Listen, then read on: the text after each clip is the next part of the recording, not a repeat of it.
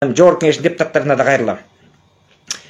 Кээ бирөө мактанып атпайбы? Партия менен барып алып, бир мандаттуу менен барбай, бир аз голос алып алып, биз депутат болдук, ана силерди бир мынча киши шайлабаса деле кыйкыра бересиңер деп. Силер кантип өткөнүңөрдү мен жакшы билем.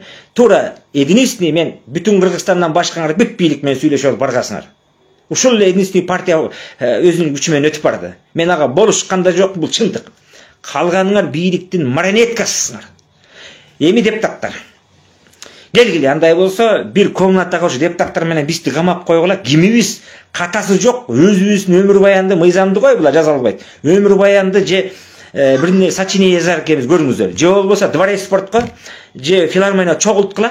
Бизге 15 мүнөт, буларга бир саат убакыт бергиле. Кимибиз элге чындыкты айтып жеткизе алар экенбиз.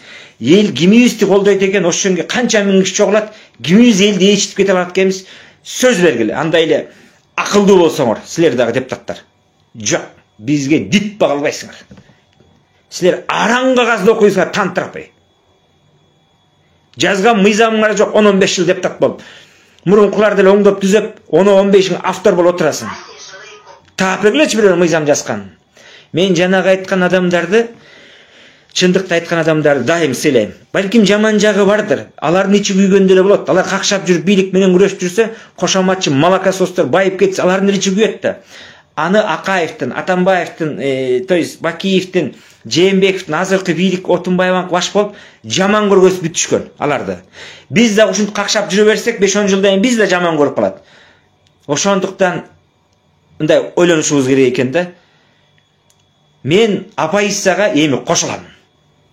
Өзүнчө офис ачып, Татынакай, мен ушул таза адамдарды келгиле, биргеле. Коркпой келип, барыбыз күрөшөлү. Адилеттүүлүктү, чындык талап кылалы. Биз мыйзамдуу гана күрөшөбүз.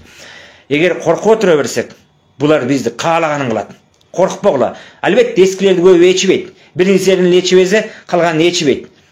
Алар өздөрүнүн оппозиция сезип алган. Айла жок, алар менен дагы эми бириккенге туура келет. Себеби булар бийлик бириге берсе болобу? Ашмалтай чыгып калды. Биз бириксек болбойбу? Эмне биз азыр кызмат берсе, Акылбек Жапаров, Бакыт Төрөбаев жана башкалар менен бир иштеше алабызбы? Иштеше албайбыз. Бири-бирине баатырлык намын берип отурат. Эмне кылганына берип отурат? Апасы Жумагуловго берди. Камчыбек Кыдыршаев өз алды. Уят деген болуш керек да. Көрөбүз бийликтен түшкөндөн кийин кимибиз баатыр, кими баатыр эмес экен. Шүмшүйүп калат бийликтен түшкөндөн кийин булар. Бүгүн баатыр болуп отурат.